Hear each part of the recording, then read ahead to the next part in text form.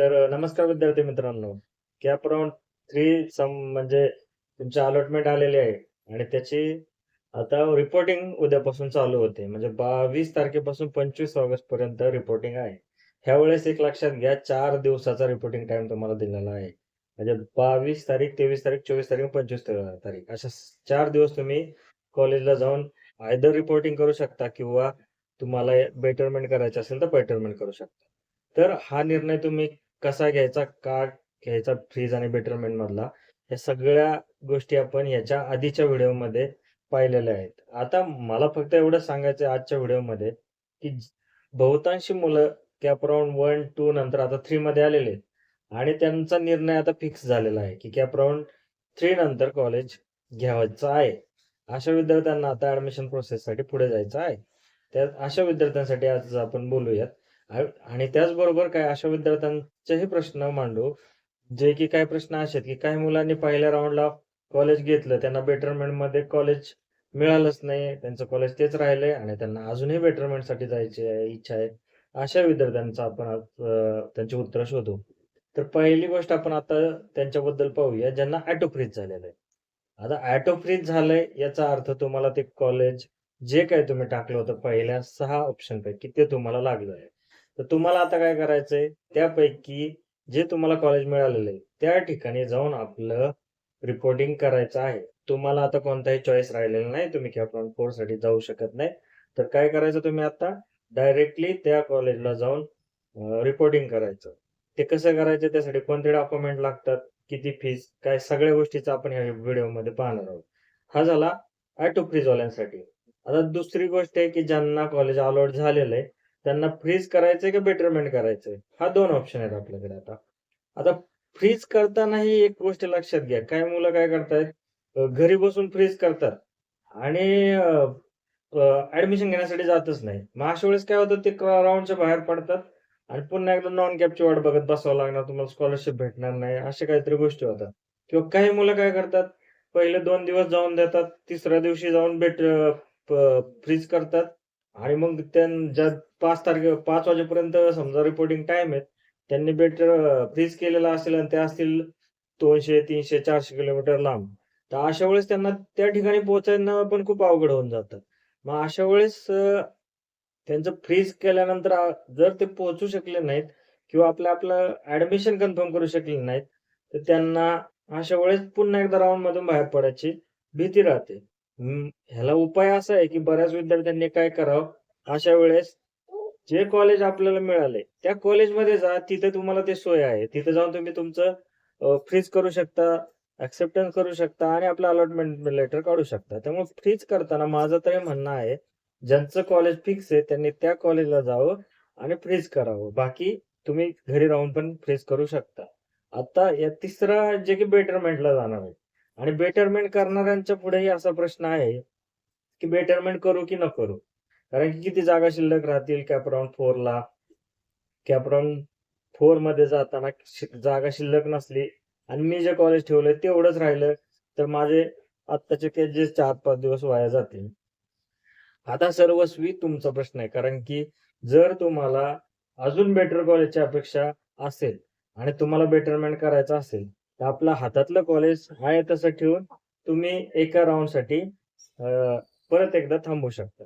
मग त्यामुळे हा निर्णय घेणं हा हा कॉल तुम्हालाच घ्यावा लागणार आहे.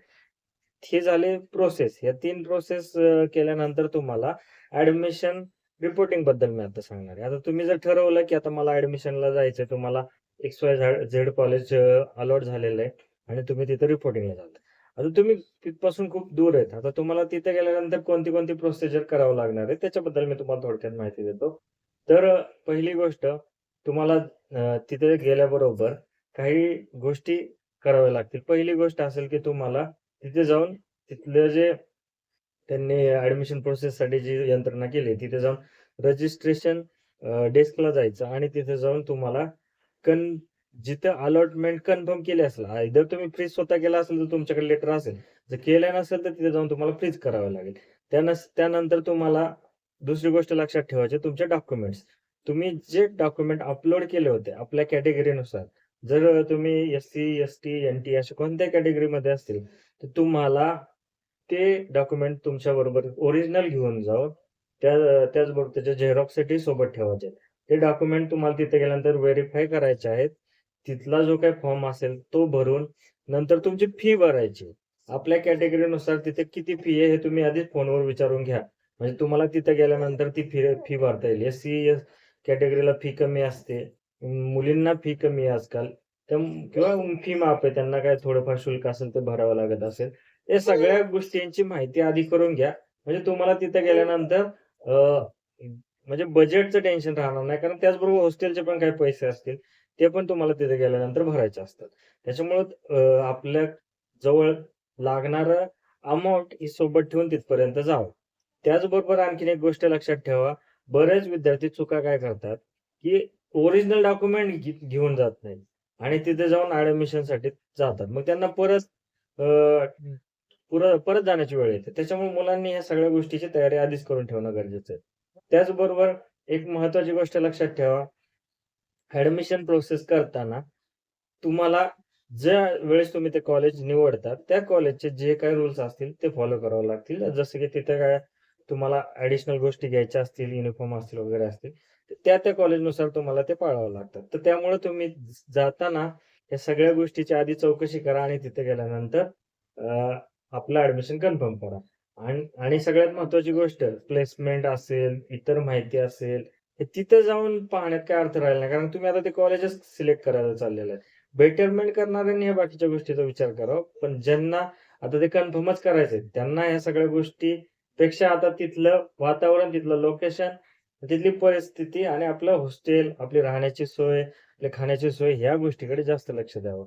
म्हणजे तुम्हाला तुमचं ॲडमिशन कन्फर्म करून उद्या आपल्या जे काही पुढची प्रोसेस आहे ती चालू करता येईल. ही सगळ्यात महत्त्वाची गोष्ट आहे. त्याचबरोबर एक गोष्ट लक्षात ठेवा, ॲडमिशनसाठी कागदपत्र कोणती सोबत न्यायचे. तर पहिली गोष्ट लक्षात ठेवा, तुम्ही आता 10वीचं मार्कशीट दिलं असेल, 12वीचं मार्कशीट असेल, त्याचबरोबर सी-ई-टीचं मार्कशीट असेल, त्याच्यानंतर अलॉटमेंट लेटर असेल तुमचं सर्वात महत्त्वाचं, ज्याच्यावर तुमचं आत्ताचं कॉलेज अलॉट झालेलं तिथं दिसत असेल, ते महत्त्वाचं घेऊन जाणं. त्याचबरोबर तुम्हाला काय न्यायचं तुमचं कास्ट सर्टिफिकेट, कास्ट व्हॅलिडिटी, त्याचबरोबर पासपोर्ट साइज फोटो ठेवा, आधार कार्ड ठेवा, पॅन कार्ड ठेवा. हे जे डॉक्युमेंट आपल्याला रिक्वायर्ड आहेत, ते सोबत घेऊन जा. त्याचे झेरॉक्स सोबत घ्या. म्हणजे तुमचा तो वेळ वाचेल. तिथे गेल्यानंतर आपल्याला ही सर्व माहिती तिथे त्यांच्या जे काही फॉर्म असतील तिथे भरायचेच आहेत. त्यामुळे ह्या सगळ्या गोष्टी रेडी ठेवा. डॉक्युमेंट व्हेरिफाय करतानाही कमी वेळ लागेल. जर तुम्ही पूर्वतयारीने गेला, तर तुम्हाला उद्या त्या कामासाठी लागणारा वेळ कमी लागेल. अशा प्रकारे जर तुम्ही ॲडमिशन केलं, तर तुमचे ॲडमिशन लवकर होऊन जाईल. आता आणखीन एक गोष्ट ॲडमिशन प्रोसेसच्या बाबतीत शेअर करतो, की ह्या कॅप राउंड थीमला एक्स्ट्रा 1 दिवस दिलेला आहे. तो कशासाठी दिलेला आहे, की शक्यता अशी आहे, की बरेच सारे विद्यार्थी ह्या राउंडमध्येच आता आपलं कॉलेज फिक्स करणार आहे आणि ते रिपोर्टिंगला जातील. त्याचबरोबर आता बाहेरचं वातावरण तुम्ही पाहत असाल, बऱ्याच शहरामध्ये खूप सारा पाऊस पडतोय. मग आता तुम्ही समजा आउटसाइडच्या कुठल्यातरी गावात राहताय आणि तिथून तुम्ही शहरी भागातलं एखादं कॉलेज सिलेक्ट केलेलं आहे आणि आता वातावरणात जे तुम्ही बदल पाहताय, त्याच्यामुळे जर तुम्हाला तिथं जाण्याचा जावंच लागत आहे. तर तुम्ही जर आधीच फिक्स करून ठेवलं, तर तुम्हाला ते कंपल्सरी जास्त राहील. त्याच्यामुळे तुम्ही त्यापेक्षा तिथे जाऊन फील नक्की करा. त्याचबरोबर या सगळ्या गोष्टीची माहिती आपल्या कोणी तिथले शिक्षक ओळखीचे असतील, कोणते मित्र असेल त्याच्याकडून घ्या आणि पूर्ण डिसिजन घेऊनच आपलं ॲडमिशन कन्फर्म करा. त्याचबरोबर आता लक्षात ठेवा, एकदा तुम्ही ॲडमिशन कन्फर्म केलं, की तुम्हाला 4 वर्षासाठी ते कॉलेज आता तिथेच तुम्हाला पुढचे 4 वर्ष काढायचे आहेत. त्यामुळे या सगळ्या गोष्टीचा विचार करा आणि तिथे ॲडमिशन घ्या. आणि तिसऱ्या राउंडला तुम्ही जर कॉलेज कन्फर्म करताय, तर कुठलीही शंका, कुशंका कॅप राउंड 4 ला जायचंय या सगळ्या गोष्टी काही ठेवू नका. मला तरी वाटतंय, की बऱ्याच मुलांना त्यांच्या पसंतीचं कॉलेज या कॅप राउंड 3 मध्ये मिळालं असेल. कारण त्यांनी पहिल्या राउंडपासून बेटरमेंट करत आलेले आहेत. हे जे मुलं आहेत, जे तिसऱ्या राउंडपर्यंत कसे आलेले आहेत, की ज्यांनी पहिल्या राउंडला बेटरमेंट केलं. काही मुलांना आता 3 राउंड होत आले, तरीही त्यांच्या कॉलेजमध्ये बदल होत नाहीये. मग तेच कॉलेज पहिल्या राउंडला होतं, तेच कॉलेज दुसऱ्या राउंडला होतं, तेच कॉलेज तिसऱ्या राउंडला येतंय. अशा पद्धतीने ते आता आलेले आहेत. त्याचबरोबर काही मुलं अशी पण आहेत, ज्यांना पहिल्या राउंडला कॉलेज मिळालं, ते चेंज होऊन दुसऱ्या राउंडला कॉलेज मिळालं आणि आता तिसऱ्या राऊंडला परत त्यांनी टाकले. काही मुलांची इथंच काही चुका झालेल्या आहेत. त्या चुका तुम्ही खरं तर टाळा. काही मुलं काय करतात बेटरमेंटला टाकतात आणि वरती कॉलेज असं टाकून देतात, ते त्यांना पाहिजेच नव्हतं आणि ते लागल्यानंतर मग परत एक राउंड वाढत जातो. त्यामुळं जरा ऑप्शन फॉर्म भरताना या सगळ्या गोष्टीची काळजी घेतली, तुम्हाला परत विचार करण्याची वेळ येत नाही. सो थोडक्यात ॲडमिशन प्रोसेस खूप सोपी असते. फक्त त्याचे नियम आणि पद्धती समजून घ्या. सी सेलचा हा जो काही 1 ते दीड महिन्याचा मोठा स्पॅन आहे, ज्याच्यामध्ये कॅप 3 च्या ऐवजी आता कॅप 4 राउंड होत आहेत. तरीही खूप स्मूथ पद्धतीने ॲडमिशन होते. पण काही मुलं हे ॲडमिशनचं शेड्यूल पाळत नाहीत. काही मुलांना तारखा संपून गेल्यानंतर कळतं, की आपला ऑप्शन फॉर्म भरायचा राहिलाय म्हणून. मग त्यांना इतरांना विचारत बसावं लागतं, आता काय करायचं? समजा माझा फॉर्मच भरून राहिला. मी कॅप राउंड 1 लाच फॉर्म भरला नाही. मी कॅप राउंड 2 लाच फॉर्म भरला नाही. कॅप राउंड 3 ला फॉर्म भरला नाही. म्हणजे मी आता आउट झालो का? असे बरेच सारे क्वेशन या मुलांच्या मनात येतात. आणि अशा वेळेस काय होतं, आता हे लाखो मुलं आता सध्या अप्लाय करत आहेत. बऱ्याच जणांचा सगळेच पर्सनली लक्ष देऊ शकत नाहीत. तर अशा मुलांनी स्वतः वैयक्तिक थोडीशी काळजी घेणं गरजेचं आहे. कारण तुम्ही इंजिनिअरिंगला जाताय.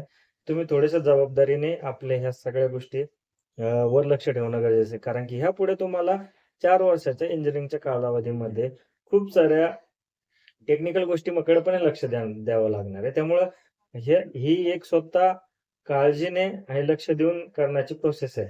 त्याचबरोबर एक शेवटची माहिती देतो, ज्यामध्ये की काय आहे, की बऱ्याच मुलांचं आता जे ॲडमिशनच्या वेळेस तुम्ही रिसिप्ट दिला असेल, त्या रिसिप्ट एखाद्या डॉक्युमेंटचा असेल आणि ते डॉक्युमेंट तुमच्याकडे अजूनही आलेलं नसेल, तर तुम्ही 4थ्या राउंडपर्यंत वाट बघा. कारण की त्या राउंडमध्ये तुम्हाला ज्यावेळेस तुम्ही ॲडमिशन घेता, तर ॲडमिशन घेते टाईमला तुमच्याकडे ते डॉक्युमेंट असणं गरजेचं असतं. त्यामुळे उद्या तुम्ही कॅटेगरीमध्ये ओपनमध्ये कन्व्हर्ट व्हायचा का तो वेगळा प्रश्न आहे. त्याचबरोबर स्कॉलरशिप मिळते का नाही, हे सारे प्रश्न उपस्थित होण्यापेक्षा तुमची आत्ता जे डॉक्युमेंट तुम्ही सुरुवातीपासून ॲप्लिकेशनला टाकलेलं असेल, ते मिळतील हेच खात्री करून ॲडमिशनच्या वेळेस जा. तुमचे सर्व डॉक्युमेंट तिथे जाऊन जमा करा. म्हणजे तुम्हाला उद्या स्कॉलरशिप असेल, तुमच्या पुढचे जे अ, शिक्षणच्या जे कन्सेशन असेल ते तुम्हाला माहीत राहील. त्याचबरोबर हॉस्टेलसाठी पण काही योजना असतात. ओपनसाठी, एस-सीसाठी त्या गोष्टीची माहिती करून घ्या. म्हणजे तुम्हाला उद्या तुमच्या खर्चामध्ये कमतरता झालेली दिसेल. सो अशा खूप साऱ्या गोष्टी आहेत, त्या आपण पहिल्या व्हिडिओपासून आत्ताच्या व्हिडिओपर्यंत पाहत आलोय. तुम्हाला कोणत्या गोष्टीबाबत शंका असेल, तुम्ही आम्हाला कमेंट बॉक्समध्ये टाका. मी तुम्हाला त्याचे उत्तरं देत जाऊ. आणि माझा व्हिडिओ जर तुम्हाला आवडला असेल, तर तो लाईक नक्की करा आणि व्हिडिओला शेअर करा. म्हणजे ह्या राउंडला तरी बऱ्याच मुलांपर्यंत आपली माहिती पोहोचेल. आणि आणखीन कोणतेही तुम्हाला इंजिनिअरिंग रिलेटेड व्हिडिओ पाहिजे असेल, तर आम्हाला कमेंटमध्ये सांगा. आम्ही तसे व्हिडिओ बनवू आणि हा चॅनल नक्की सबस्क्राईब करा. धन्यवाद.